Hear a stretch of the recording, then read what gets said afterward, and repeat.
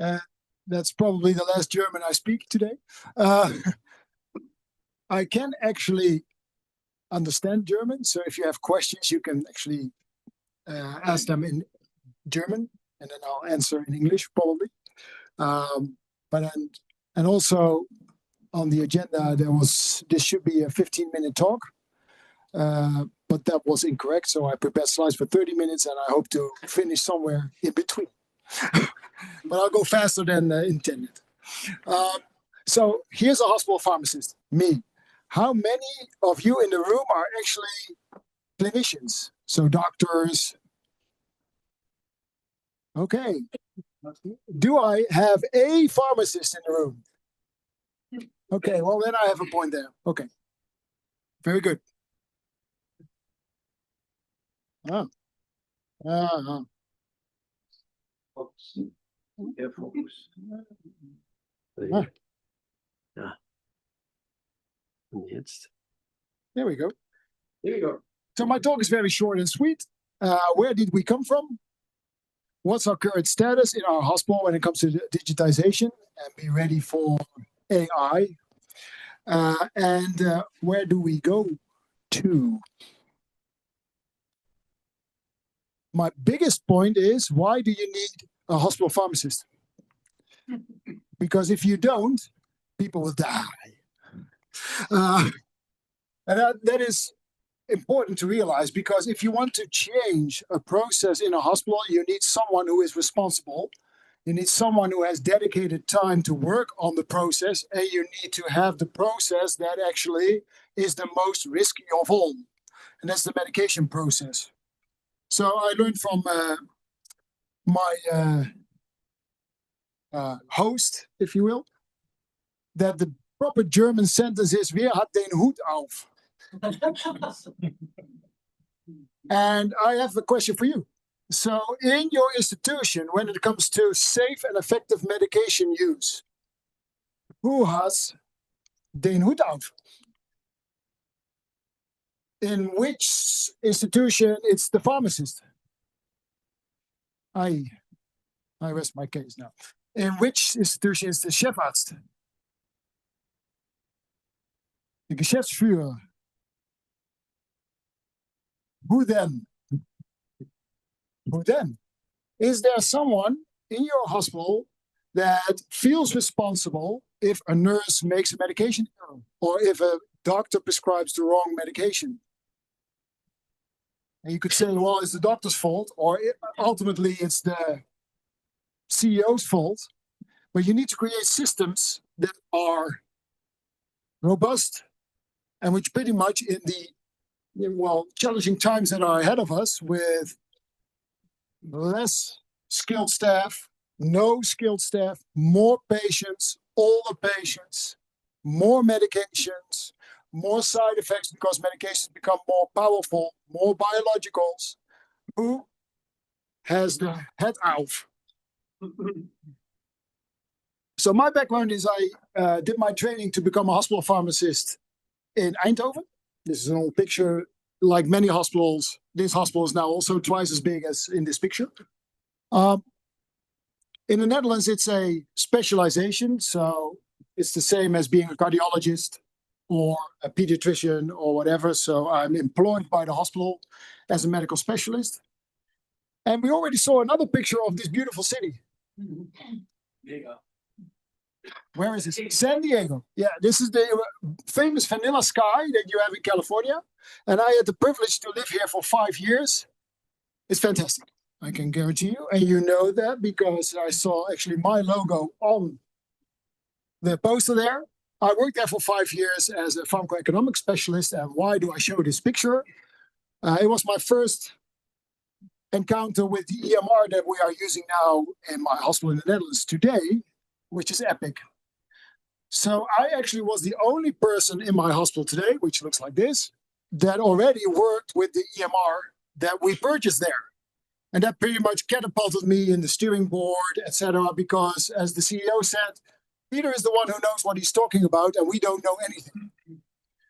And that's actually the reason why I'm now the CPIO and responsible for the medication-related processes in the hospital when it comes to IT processes related to medication.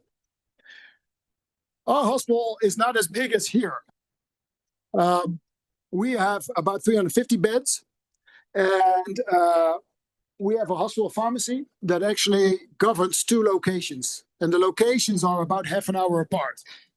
There's one hospital pharmacy in the hospital in Harderwijk, and we actually take care of the other hospital remotely by using automated dispensing cabinets. And our journey after our implementation of our EMR is listed here, and I want to focus somewhat more on these 2 aspects. Lastly, like here in the Netherlands, it's no different. In 2022, there's been a big focus on more efficiency, more digitization, because there will be a huge shorting of staffing also in the Netherlands of, well, not about 1.5 million, but I think 1 out of 4 professionals in the Netherlands should work in healthcare in 10 years. Be able to do that. Now it's 1 out of 8. And we know already that we won't make that goal. And we cannot afford 1 out of 4 working in healthcare. So things have to change. As you know, I don't know how your go live with a big digitization system went, but it's always someone who presses a red button. And then there's confetti.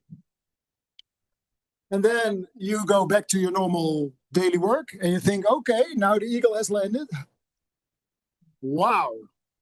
And then pretty much at first, not much happens.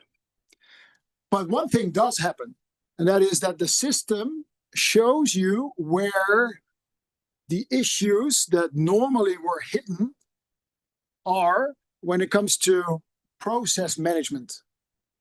Because paper is very, how do you say that, patient and not very visible to others. But when someone makes an error in your EMR, everyone else sees that and says, hey, you should have prescribed this, or you should have documented your administration of this medication. In other words, an EMR does one thing very well, and that is focusing on processes. And there's one major process that's everywhere in every discipline, and that's the medication process. So I saw the nice slide with all the focus points of the Uni Clinic in Bonn, and I missed medication. How do you optimize medication? Because it's one of the biggest processes that has the most potential for error. And it's the less governed process as well, because it's everywhere. So who governs it? Who had their hoed auf? So this is unreadable, and that's good, because I can actually zoom in. When we actually went live with the EMR in 2016, we already had stage 4 of the HIMSS MRAM adoption model. And you probably know that because you've been to San Diego. It's a very good way of measuring how much you get out of your EMR. So how well does the EMR work for you? And that's why we immediately focused on, okay, we are now live with a new EMR, but how do we get the most out of it? So we wanted to get to the highest stage as soon as possible, which we did in 2 years. Or in 1 year, actually. And in 2017, we started reaping the benefits of this new EMR. First of all, we have the processes, the opportunity to optimize processes. That's one thing. But secondly, we gained a lot of data. And you see here that one of the major issues or major requirements to remain HIMSS7 is, what do you do with the data to optimize processes? And I want to focus with you on that, because that's important. Otherwise, we have a documentation system and not a healthcare improvement system when you talk about EMRs. So when we hit the red button and the confetti came, this was actually my thought, right? So this is apparently something amazing. But how do we change it? What do we do with the tools that we are now given? And this is exactly our journey in the past 10 years. So we are going to celebrate our EMR anniversary in October, which is a 10-year anniversary. And we actually have a poster of about 2 by 2 meters with very small building blocks puzzle pieces with all the projects that we have achieved in those 10 years. It didn't fit the poster, and we actually had to enlarge the poster. And one of the process optimization tools is something that you see in daily life continuously. And that is if many types of professionals, nurses, physicians, pharmacists, pharmacy technicians have to do the same thing. Pick a box with medication, administer medication, prescribe medication, all difficult names, etc. What do you do to optimize processes? You use barcodes or QR codes. And everyone is very used to QR codes now because they have a barcode scanner in their pocket with an iPhone. And they see this everywhere. So I don't know how many of you order vacuum cleaner bags. I do. I always order the wrong ones. Not anymore. Right? So thanks for Bosch. Yeah. A recipe for, nice dinner, etc. If you want to have certain websites for your patients, we already work with QR codes because it's easy to immediately direct them to the right page. And the barcode scanner is something that our whole medication management revolves around. Everything you see barcode scanning, or at least some way of capturing data. Because we now know we need to have the data in order to work with the data, convert it to information, and learn from it. Because otherwise we have a documentation system, and it's a very expensive documentation system then. So the medication process, it's always good to kind of shape the area that I work in. What do we mean by the medication management process in a hospital? And this is typically the inpatient medication management process in the Netherlands and also in the US, where I'm also a licensed professional. And you see those steps here, you see that only a couple of them are actually core pharmacy items, things that we as a pharmacist can deal with ourselves. The rest is all multidisciplinary. And this EMR brought me closer to our nursing workflows because they are actually the ones that actually deal with the medication that we dispense that I've ever thought. I didn't know anything about the medication workflow of the nurses. I didn't know about how much time and effort it took for them to administer medications. But because of the EMR, I immediately saw, hey, I have some weak spots here. I need to improve this, and I need to improve that. But there's more. And it's a trick question for yours. Not a trick question, it's a regular question. What do we miss here in this graph? There are patients coming into your hospital and there are patients leaving your hospital. And this has always been in the Netherlands a very underestimate or how you see it? I say that? A very weak spot in the whole process. And that is, what do you do upon admission?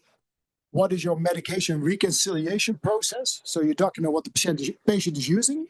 And what do you do upon discharge? And that's also something that is governed by the hospital pharmacy. Because if the basis upon admission is not good and you document poorly, then your whole circle in the middle is already flawed. Now, then I'd like to take you on a tour to our pharmacy. And this pharmacy and these pictures are very much outdated from September onwards, because this is our inpatient pharmacy stock, shelves, pharmacy cupboards, etc. And this is becoming, from September onwards, a robot. We get a whole new pharmacy, and the pharmacy is really pretty much designed around this robot. So many more data points as well. And we have a centralized distribution model. That means that we dispense medications. I believe it's called the Stel process here. We dispense medications for 24 hours, but we're also a very Christian hospital. So on Saturday, we dispense for 48 hours because we don't work on Sunday. Yeah. Oh.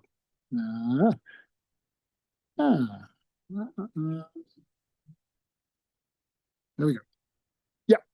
And we have the transport cards that bring these ones, canisters, patient-specific canisters to the patients.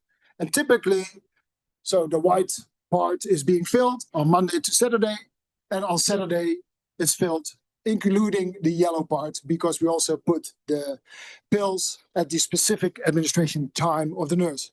So the only thing that the nurse have to do when they actually have to administer medication is grab what's in the card and scan each tablet, because there's one major difference between your workflow, I'm told, and the Dutch workflow. In the Netherlands, everything is in the package, in the primary package, until it's at the bedside, close to the patient. So these are actually packaged medications instead of loose tablets. And that's important. And again, everything has a barcode. Okay. So then those transport cards transport the bins to the wards, and then the transport, the computer on wheels, make sure it gets to the bedside. Okay. At the bedside, the nurse scans the barcode scanner. This is a whole picture because they're all wireless now. Initially, we actually wired the barcode scanners because then we were always close, or we made sure that the nurse actually had the screen with the error messages when they didn't scan correctly, when they had it close, because otherwise it's Bluetooth. So they left the workstation on the hall, went in, scanned, patients ate the tablets, came back, and oh, it was the wrong one. But now we are so comfortable with the fact that we always have the right one that we make everything wireless, which is much easier for the nurses. Why do we scan? So these are two strengths of the same medication, digoxin, and they look very similar. But if you get the other one instead of the lower strength of the higher strength, these are pretty powerful medications. And when it comes to ampules, it's even worse. So we make sure that everything has a barcode. Sometimes we're lucky and we buy them like that. Sometimes, like these ones, we have to affix a barcode ourselves. And why is that so important? Because if you don't do that, if you do not have 100% barcoding rate, then nurses will find a way to do things differently. You have great technology, you invest on technology, you have barcode scanners, and in 2/3 of the administration, if you are not on top of things and make sure that you have the process optimized, they're not using it. We don't have that issue. We already have a scanning percentage from 2017 onwards of more than 95%. Now, why is that? Do you think is that A, we told the nurses to scan, so they just did it? I don't know how your nurses are, but that didn't fly. We told the nurse that scanning was safer, so they scanned. We told that scanning was the most efficient, and we all want to go home by 4:30. Or is it somewhat all of the above? Who thinks it's A? Who thinks it's B? Who thinks it's C? Very good. Yeah, very good. Who thinks it's D? Also, yeah, but let's just say there are nurses that pretty much fall under the D category, but most of them is C. As soon as you optimize the process, people want to scan because it's faster. Now, then we also have on the floor some decentralized stock. So we have some floors like the ED and the ICU where we don't have those transport cards and we don't have centralized fill. We have a decentralized cabinet there where the nurses pick whatever they need. And we also have on the floor some sort of a floor stock when medication is initiated by the doctor, but the pharmacy is closed. The first dose before we actually bring that new medication up. Or when something has to be prepared. We have a lot of admixing going on the patient floors as well. So infusions that have to be made out of a vial of antibiotics is being done in the medication room, and we have the medication right there. Now, we keep it simple. We call it the KISS principle. Keep it simple, stupid. And the KISS principle, make sure that you have all the information that's relevant for the nurse available at the bedside. So, for example, this is the administration record where the nurse has to administer the medication. And when a new drug is being prescribed, then they can immediately see on the right-hand side where they have to go to get that first dose. Where is it stored? And typically it's on their floor stock, their ADS. But if the floor stock is empty or so, they can just click the hyperlink on top and they see where it's stocked elsewhere. And the good thing is it's an interfaced ADS. So the machine gets all the medication prescribing records from our EMR, and they can go to any ADC in the hospital, select their patient, and take out whatever they need. And they know what they need because the green arrows on the right-hand side are the newly initiated medications that are typically not in the cart. So just follow the yellow arrow, I always told them, and that works. So that's a new order indicator. Now, when you have something good in your hands, you know if a continent away in the United States, they have the same system figured out. So this is me in San Diego. I worked there for 5 years, as I told you. The ICU there, and I came to the Academic Medical Center in Harderwijk, a 320-bed general hospital, not academic. But the ICU looked surprisingly similar. So I was so surprised that it's the same thing. And you also see that this was in 2012. In 2020, we upgraded to even more stock with the Omnicell machine. And now we moved to an even bigger ICU. We now have a 3-unit Omnicell. So you see how big or how soon you actually can expand and how modular you have to be with your medication process because the hospital is ever changing. Why do we do that? The second hospital that we actually acquired or took over in 2018 actually went bankrupt. We didn't even know in the Netherlands that hospitals could go bankrupt, but they could. And we took that hospital over and we said, well, okay, we need to do things differently here. If we do a pharmacy, if we put a pharmacy department in there, we would go bankrupt again. So one pharmacy for 2 hospitals and ADSs. This is the old floor stock on the ED. This is what it looks like now. And we couldn't imagine what that does to your staff to have a very organized, standardized workflow. It gives them comfort. It gives them the security that they cannot make any errors.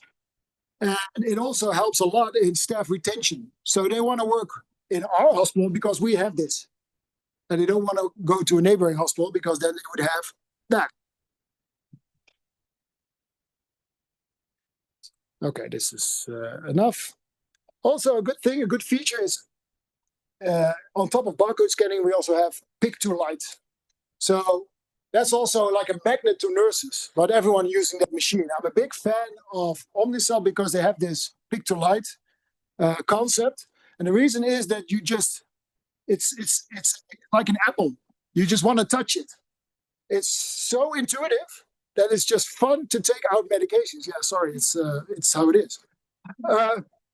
And then barcode scanning is also used within our pharmacy, but also when we stock the automated dispensing cabinets. So you cannot make any errors anymore because you scan the product that you have to put in your Omnicell cabinet. And then the right pocket opens and the light indicates where you have to put it. So you cannot stock in the wrong spot. And that also resulted in a lot of options for our pharmacy because we don't have any we don't need any pharmacy educated staff anymore. We have regular students, law students, anyone who's good with computers that fill those machines because they never have to read those difficult medication names anymore. So our core process of the pharmacy is being done now by students, super cheap. And it actually adds up to or helps with the staffing shortages because regular pharmacy technicians we can no longer get. But because of the process optimization, this is now possible. And fortunately, we live in Europe. And I'm a fan of the FMD, the Falsified Medicine Directive, because every box has now a standardized barcode wherever it comes from.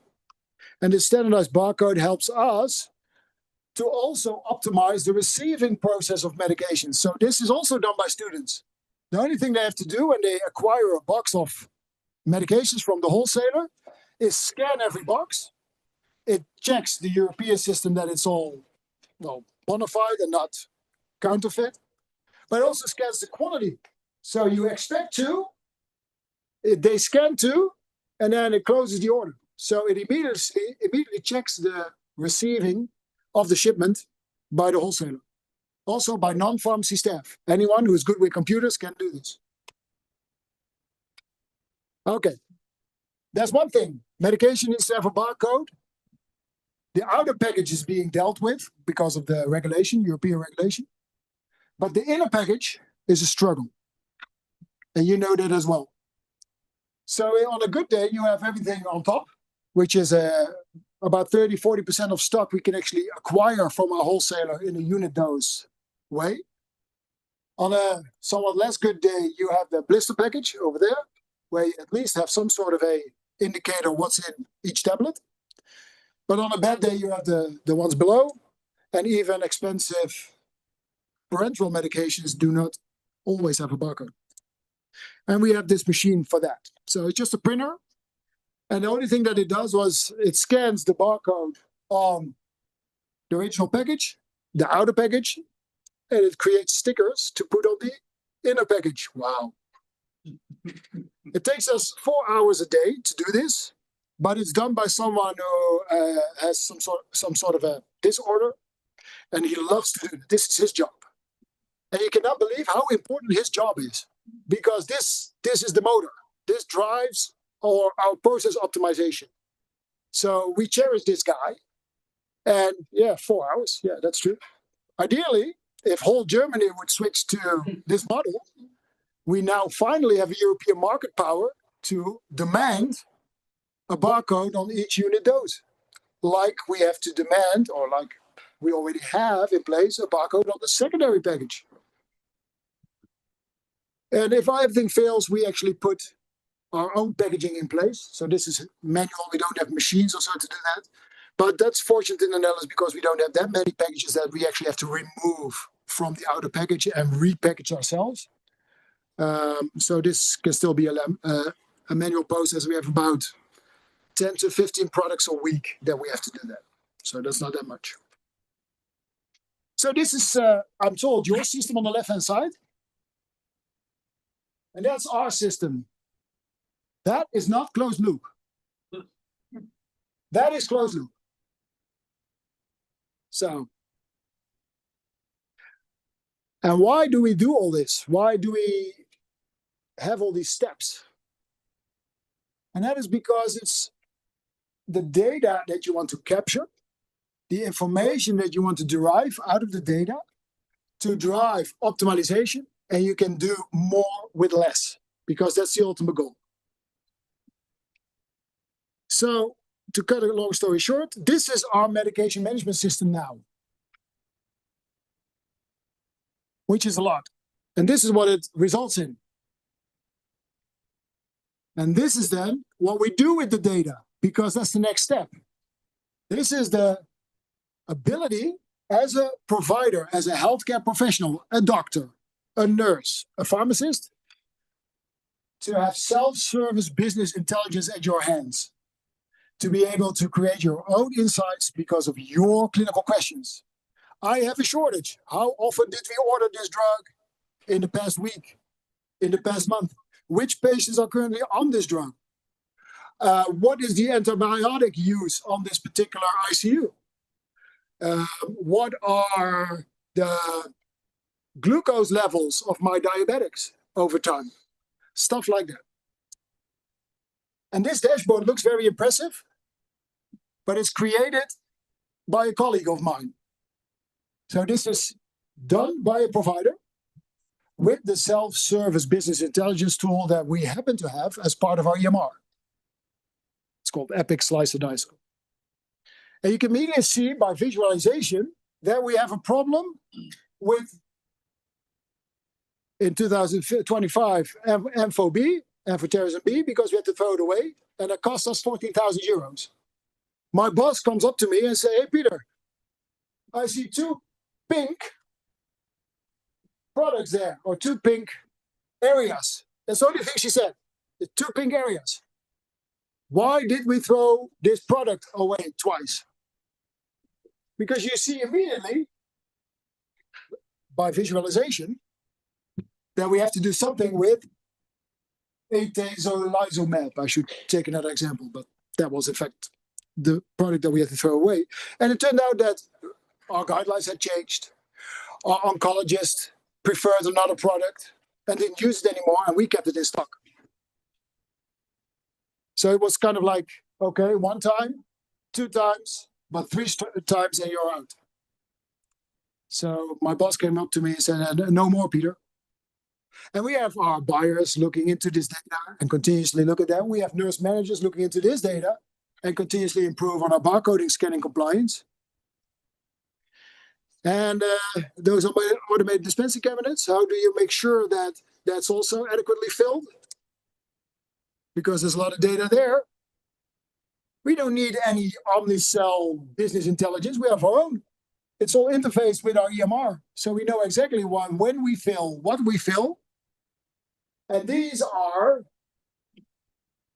dashboards that our technicians look at. And they have one task. Red is bad, green is good. And if they find out a green or a red one, they click on this particular graph. Then what it shows is the critical refills. So where we actually have to go up to the floor and fill the Omnicell because it's depleted out of our regular refills. And the regular refills, that kind of is we refill the Omnicell once a week. If we need a refill earlier, then it turns out as a red bar. And it looks like this. Because you zoom in and then you see, oh, rosuvastatin was depleted because we had this one patient that used this. And all of a sudden we had to go there. So this is pretty cheap, very cheap. So we just doubled the stock there. We never have to go there again. And now everything is in the green. And you do not want to know what that does to work ethics and work satisfaction if everything is in the green. So to summarize, make your process simple and pick processes that touches everyone. We have almost 2 million medication administrations a year. 2 million times that a nurse has to give something to a patient. If you want to improve nurse well-being, you have to look at processes like that and learn from one another. And also, we do not require our nurses to scan eardrops, nasal drops, ointments, laxatives, right? So pick your poison. Pick the drugs that are very harmful. So everything that is systemically absorbed, that comes into the blood and has their effects there, make sure that they scan that. And I'm not doing this alone. There are actually 2 people in our hospital that have been hoed auf. Because with me, there's also a CMIO, a doctor, pediatrician, and he's responsible for everything else in the EMR. So medication is me, everything else is him.